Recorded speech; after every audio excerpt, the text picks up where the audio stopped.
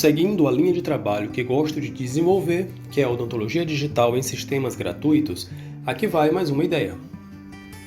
Placa para bruxismo, miorrelaxante, alinhadores ortodônticos ou placas para clareamento, todos podem ser feitos a partir da plastificação sobre um modelo de gesso.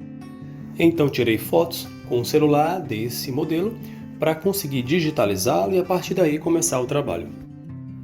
E plastificar por cima do modelo de gesso não seria mais prático e mais fácil? Só que eu entendo que todo paciente, se assim for possível, deveria ser digitalizado. Bom, primeiro, eu não tenho um cortador de gesso, que hoje é uma máquina com certo valor um pouco alto.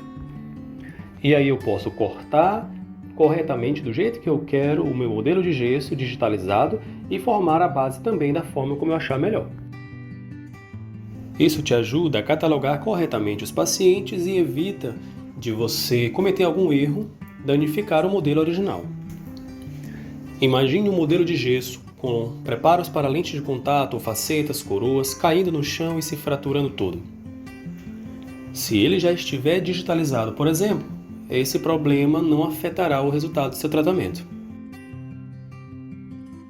Esse tipo de protocolo que estou desenvolvendo para você catalogar, armazenar informações corretamente, tridimensionalmente dos pacientes, só está sendo possível porque o escaneamento se tornou gratuito. Afinal, não preciso comprar equipamentos caros, nem fazer manutenção e muito menos enviar o paciente a uma radiologia para escanear se você tiver a técnica da fotogrametria odontológica.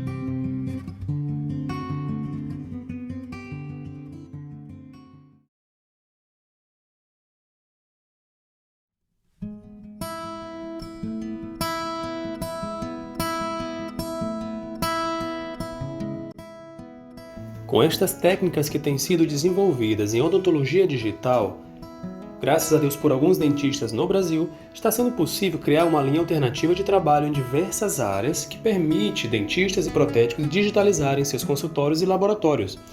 Um pouco mais de trabalho, um pouco mais de conhecimento e técnicas por vezes um pouco mais demoradas, mas que com estratégia você consegue desenvolver e desenrolar seus trabalhos. Obrigado por assistir até aqui, fica aí mais essa dica, valeu!